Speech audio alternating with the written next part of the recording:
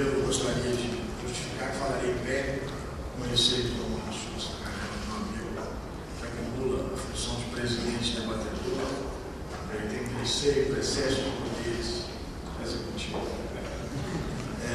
Queria cumprimentar aos presentes, cumprimentar a mesa, uma feliz coincidência, uma mesa formada de verdadeiros amigos, tão amigos que o doutor Rafael, o professor Rafael, já me colocou numa praia, meu amigo sócio André, em condições suspeitas, isso não sócio a praia, mas que, pela diversidade de interpretações que existe no direito brasileiro, eu não iria à praia, ficaria no quiosque, pegando uma cervejinha, no via das noites. Queria também fazer uma menção, antes de começar a minha fala, pelos 15 anos da HDT, fazer uma rápida e singela homenagem ao professor Sacha e à professora Isabel, porque sem eles, esses 15 anos jamais poderiam ter ocorrido. É de grande honra para todos nós fazer parte do convívio com eles, eles poderem compartilhar conosco as lições e os ensinamentos e, além disso, trazer para Minas Gerais eventos como esse que nós estamos aqui há 15 anos batalhando. Então, professora Isabel, somos e seremos sempre soldados da senhora em qualquer caminhada. Bom, o meu tema... eu tenho que ir. Meu tema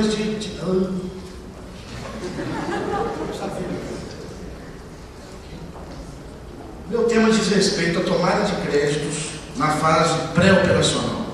Eu, na verdade, não só pelo conhecimento que eu detém da matéria, mas para que a gente não tivesse uma sobreposição de temas, combinei com o professor André, que vou abordar neste tema somente a questão dos investimentos do ativo mobilizado, porque na palestra dele, certamente vocês terão grandes lições sobre a não cumulatividade.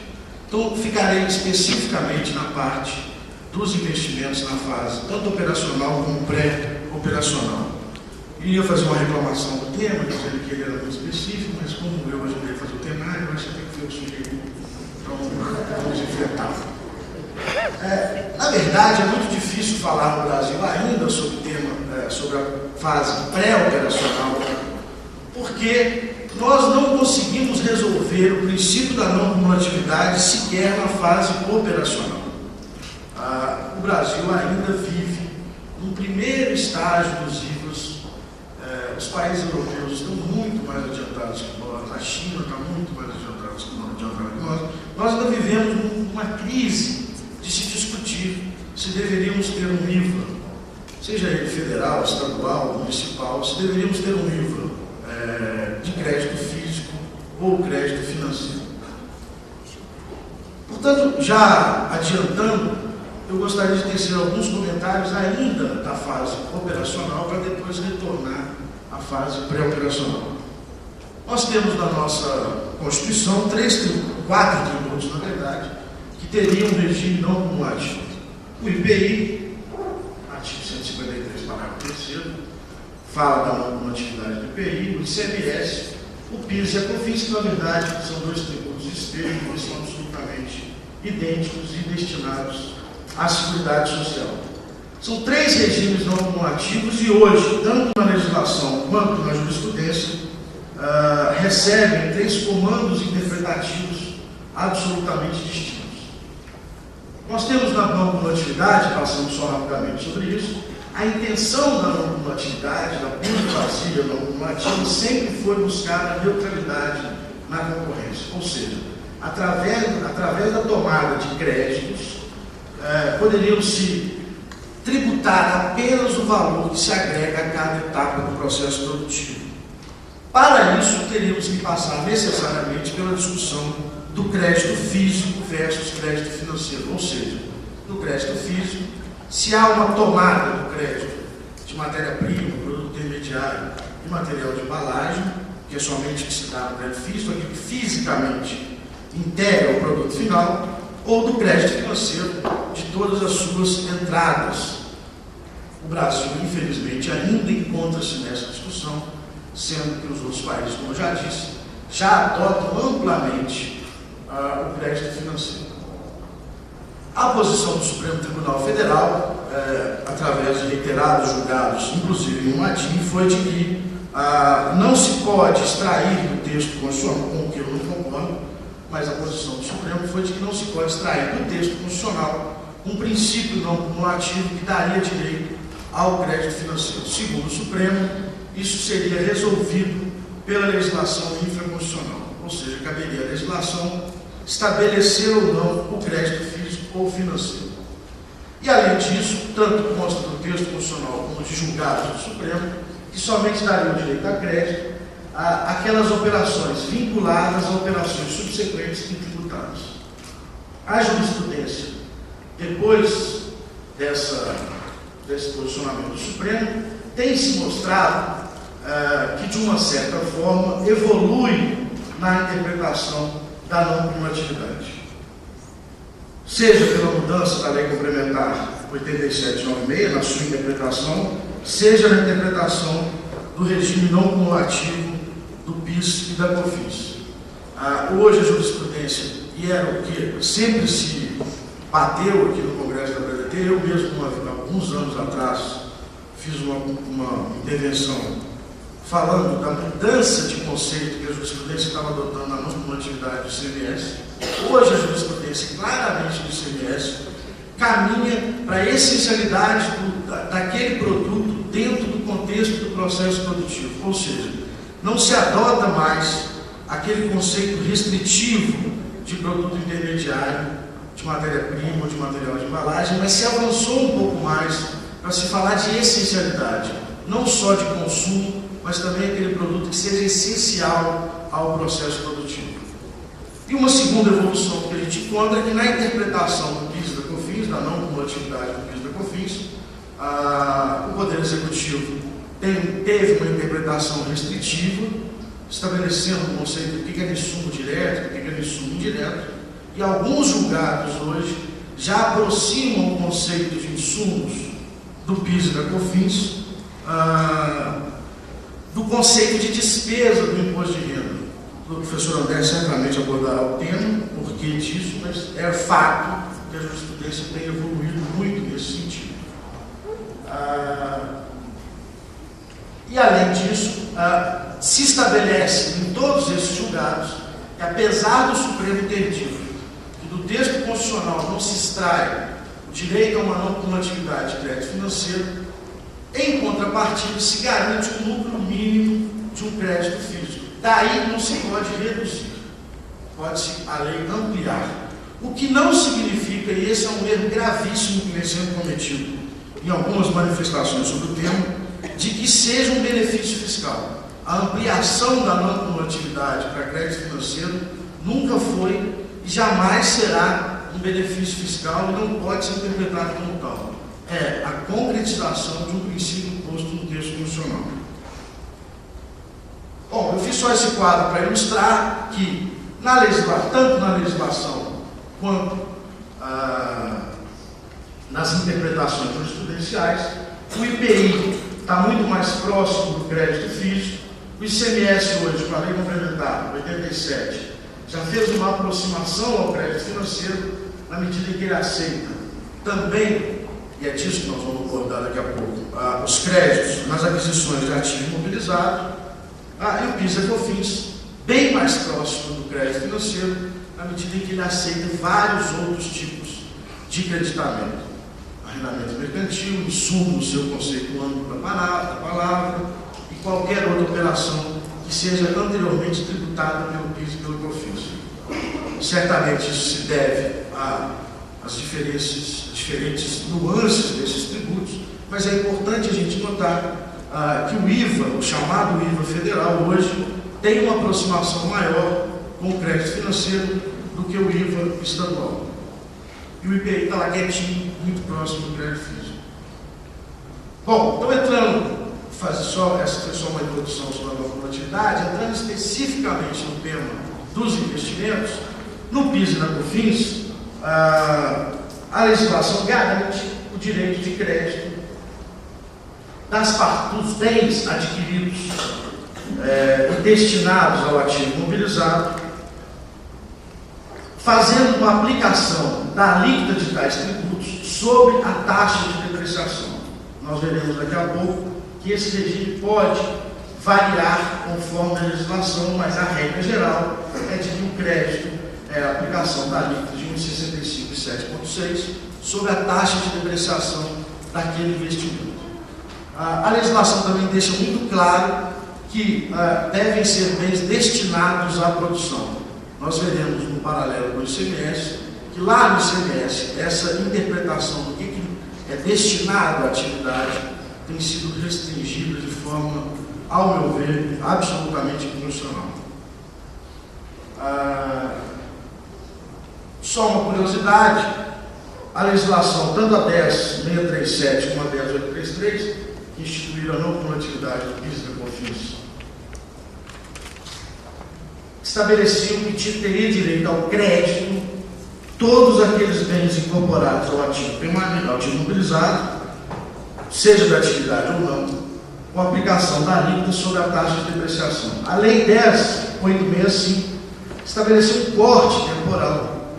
Quando foi aprovada a introdução do PIS da COFINS da importação, estabeleceu um corte temporal em que ele não mais permitiu o creditamento dos bens adquiridos antes de abril de 2004, permitindo assim somente o creditamento daqueles bens que foram adquiridos pós-abril de 2004.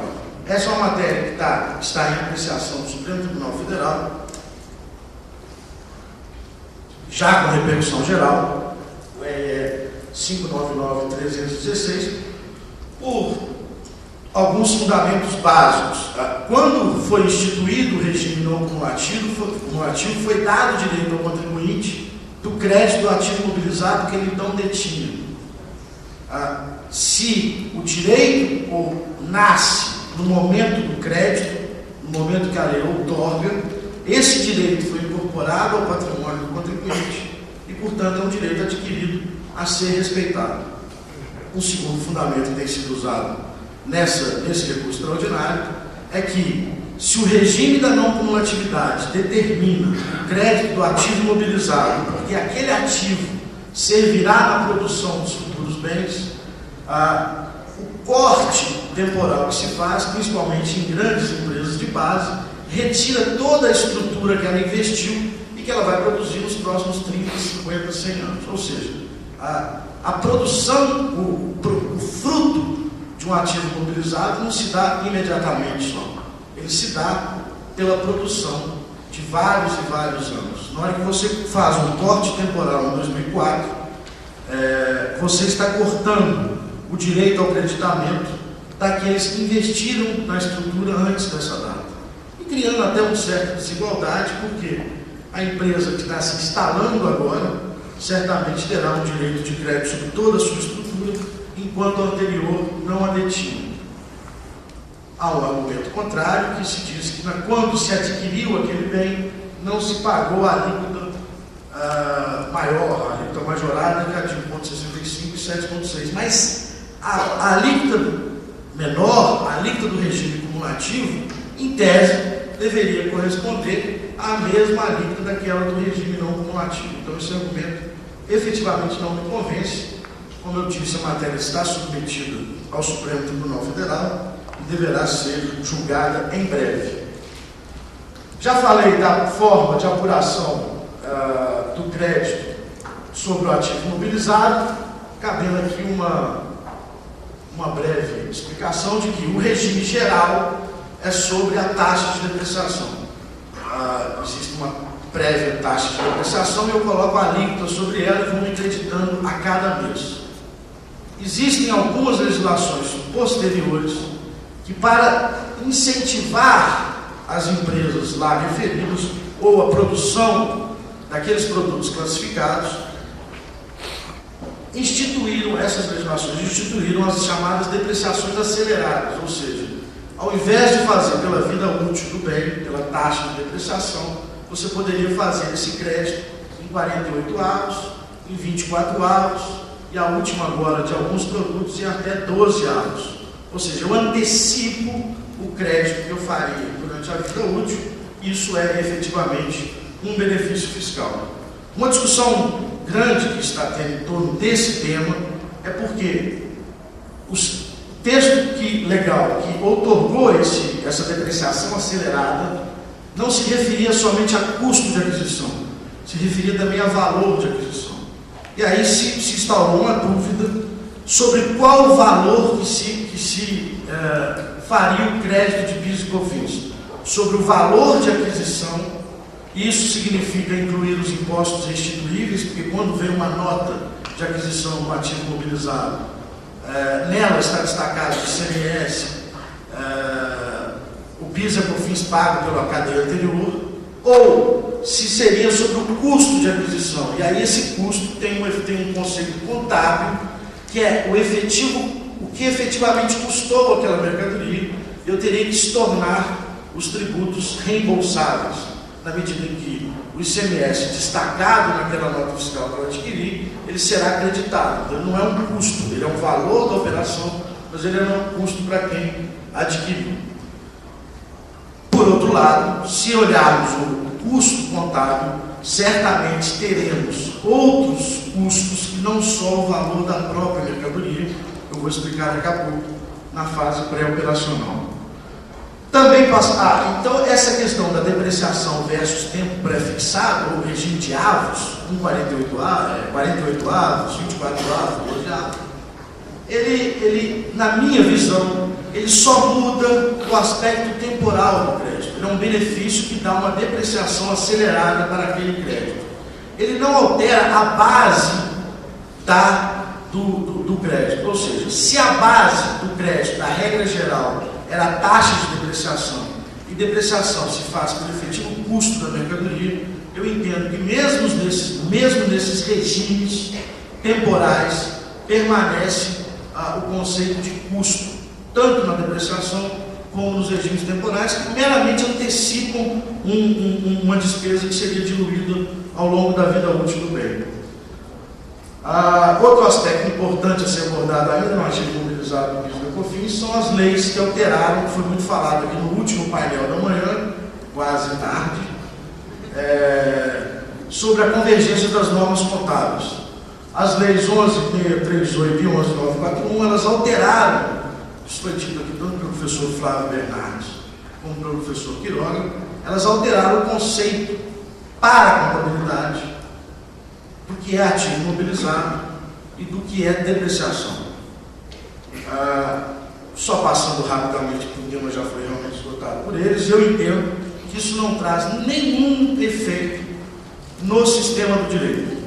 Por dois motivos, e a Receita Federal, inclusive, já se manifestou contra a depreciação, de que não se deve utilizar a depreciação da norma contábil para fins fiscais, e sim a depreciação até então utilizada especificamente para os fins fiscais, ou seja, utilizar a vida útil do bem.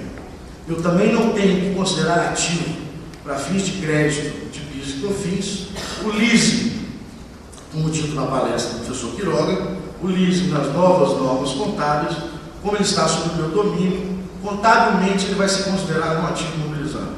Mas do ponto de vista fiscal, ele não pode ser, ele não vai gerar. Com base na taxa de depreciação, ele não vai gerar crédito de PIS e de COFINS.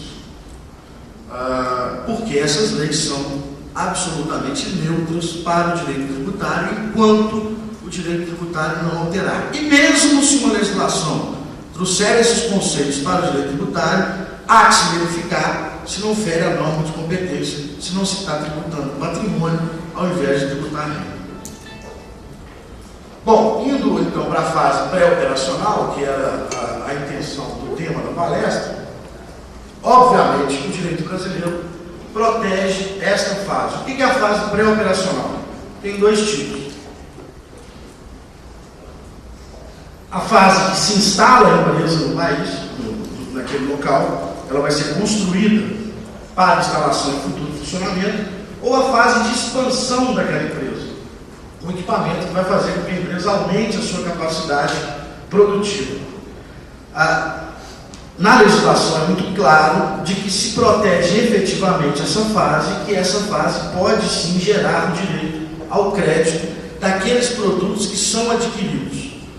Eu posso ter ali ao longo de 2 anos a aquisição de partes, peças e equipamentos até que essa empresa entre em funcionamento. Esses créditos ficam garantidos para que no futuro sejam oponíveis às saídas tributárias. A própria Receita Federal reconhece isso. Eu encontrei apenas uma solução de consulta sobre esse assunto em que ela é pacífica nesse reconhecimento. A questão é saber em que momento que esse crédito pode ser oponível, porque se na fase pré-operacional da instalação, ela ainda não tem saídas tributárias. Também por entendimentos já manifestados pela Receita, se seguirá a mesma lógica da depreciação. Eu só, do ponto de vista contábil, quando eu tenho um bem sendo construído na instalação da expansão, eu tenho uma conta que é chamada ativo em imobilização. E ali eu vou contabilizando todos os gastos com aquela construção. Ao terminar e ao colocar em funcionamento aquela máquina, toda aquela conta é ativada e começa sobre ela a incidir a taxa de depreciação. A lógica do PIS e COFINS passa a ser absolutamente a mesma. A partir do momento que o equipamento é colocado em funcionamento, passa a ter o direito de crédito do PIS e da COFINS. Dúvidas não se tem quanto a isso. A única restrição que a legislação faz, está no parágrafo 21, são tantos parágrafos que eu gostei de encontrar essa restrição, é de que nessa conta de ativo e imobilização, segundo a legislação, devem ser estornados aqueles gastos que não tiveram incidência de PIS e COFINS na etapa anterior, seja mão de obra de pessoa física, sejam quaisquer outros gastos que não tinham incidência ou eram isentos, não saíram também posteriormente isentos. Então, do ponto de vista do PIS e da COFINS, a fase pré-operacional não tem maiores controvérsias, exceto essas que eu coloquei, que é a discussão sobre o conceito de custo, o conceito de valor, que são as mesmas discussões que existem na fase operacional. Não tenho dúvida em afirmar que não cabe ao administrador, ou mesmo à lei, restringir o creditamento e restringir o princípio da não cumulatividade somente porque está na fase pré-operacional. Não cabe por uma razão jurídica de que seria efetivamente uma discriminação com aquela empresa, uma razão isonômica. Não cabe porque ele estará retirando aquele lucro mínimo que a jurisprudência construiu. E não cabe por uma razão econômica. Se o país quer efetivamente investir em infraestrutura, desincentivar a fase pré-operacional é voltar, sem dúvida nenhuma, para a idade da pedra. Na parte do ICMS, ou quando se trata de ICMS, nós vamos ter um pequeno problema na legislação. Quer dizer, grande problema, mas vai ficar pequenininho depois. A legislação, a Lei Complementar 87, ela autoriza também o creditamento do ativo permanente. Ela aqui usa até um conceito maior, não só o ativo mobilizado, mas o ativo permanente. Não mais adotando aquele conceito de avos, não adotando o conceito de depreciação, e sim de avos, o regime de avos. Você pode fazer o creditamento em 1,48 avos, durante 48 meses, e na proporção das suas saídas tributárias. Ou seja, eu encontro lá uma razão percentual de 80% das minhas saídas são tributadas em relação às não tributadas. Esse percentual eu jogo sobre 1,48 avos do crédito de ICMS que aquele ativo mobilizado iria me propiciar. Essa é a regra posta na lei complementar. O problema está no artigo 23. Lembrando muito rapidamente, porque eu quero cumprir o meu tempo, a Lei Complementar 87, quando foi otorgada, ela autorizava o creditamento 100% do ICMS destacado na aquisição do ativo mobilizado. Naquele momento não havia fracionamento do crédito. Posteriormente, através da Lei Complementar 102, é que se fracionou esse crédito em 48 meses e que o Supremo julgou esse fracionamento constitucional. Esse artigo 23, ele foi posto no seu texto original. E o legislador, ao meu ver, quando alterou o fracionamento, não pensou nem na fase pré-operacional, nem nesse fracionamento que poderia gerar um problema de prazo de aproveitamento desse crédito. Eu fiz aqui uma pequena demonstração, quer dizer, obviamente não foi eu que fiz isso, mas eu tive a ideia disso. Eu acho que está certo, se estiver errado, vai ter outro, porque a gente perde emprego. Eu fiz uma pequena demonstração aqui, que é a legislação, eu esqueci de falar, a Lei Complementar 87, estabelece que o crédito se dá, isso está tanto no caput do artigo 20, como no parágrafo 5º, que o crédito se dá na entrada do produto no estabelecimento. Então, se o crédito se dá na entrada do produto no estabelecimento, e se eu tenho uma frase pré-operacional, digamos, de 20 meses, isso é só um exemplo, mas que é razoável pensar numa instalação de uma empresa, ficar 20 meses em construção, é até muito razoável, até um período não tão longo assim. Se eu tenho uma fase pré-operacional de 20 meses, durante essa fase, eu não estou conseguindo opor meus créditos às saídas, porque eu não tenho saídas tributadas, eu estou na fase pré-operacional. Quando inicia a fase operacional, ou seja, após os 20 meses, se eu conciliar a partir dos 20 meses, eu contar os 5 anos, eu só vou conseguir me creditar de 40 avos dos 48 meses que eu teria direito. Significa dizer, se o crédito se dá na entrada do estabelecimento, e se eu tiver que respeitar o prazo de 5 anos posto no parágrafo único do artigo 23, o Brasil, ou a legislação do ICMS, não permite o creditamento na íntegra da fase pré-operacional, o que seria um absurdo completo. Não sei se ficou claro o entendimento. Qual que seria então a solução? Se eu não posso ultrapassar os 5 anos, mas se eu tenho 48 meses para me creditar, e ao mesmo tempo, se eu não consigo fazer esse crédito ser oposto na fase pré-operacional, porque eu não tenho saídas tributadas, tanto a doutrina como as decisões administrativas, eu ainda não vi nenhum julgamento na Justiça, no Poder Judiciário sobre isso, estabelecem duas alternativas.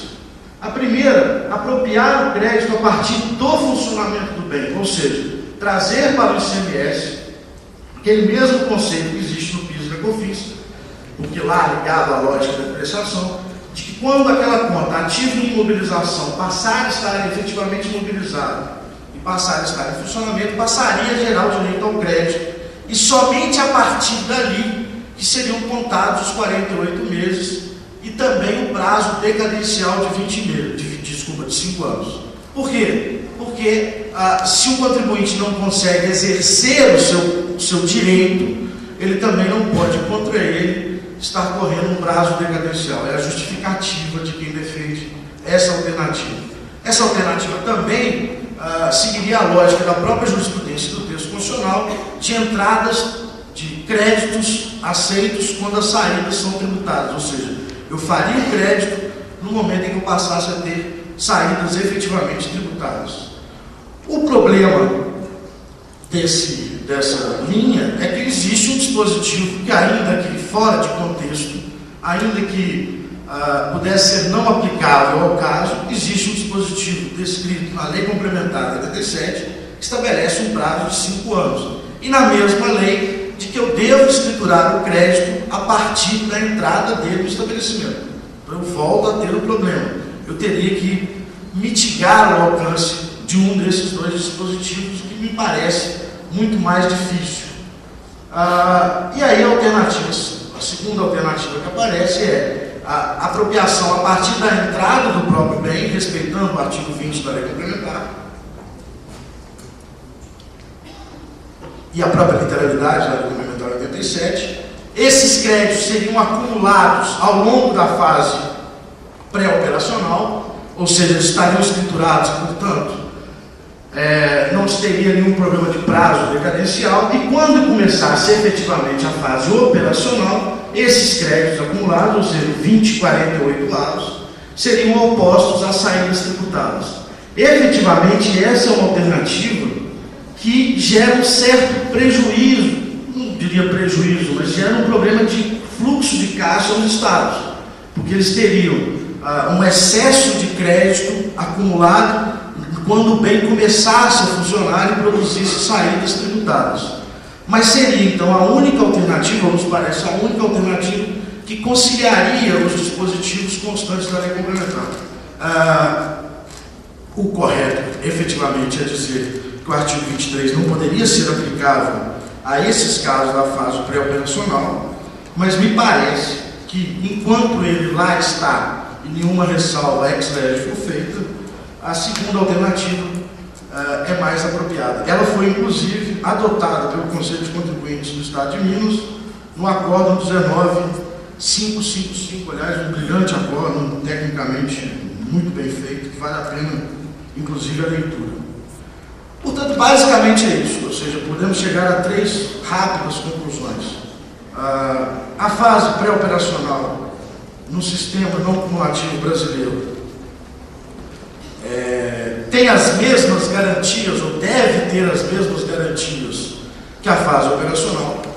Isso já é garantido na legislação do imposto de renda há anos e anos, e deve ser de igual forma na legislação do PIS e da COFINS. Na parte do PIS e da COFINS, as discussões que existem da fase operacional são as mesmas da fase pré-operacional, não há nenhuma oposição à tomada de crédito, e ela é feita a partir do bem, a partir do momento que o bem está em funcionamento. E no ICMS nós encontramos, por uma disfunção, ao meu ver, do legislador, esse conflito que pode gerar uma perda, mas que não deve gerar uma perda, porque se trata de um direito, sem dúvida nenhuma, que pode ser extraído do texto constitucional. Queria agradecer muito a paciência de vocês, dizer que teremos ainda um belo congresso pela frente. Muito obrigado.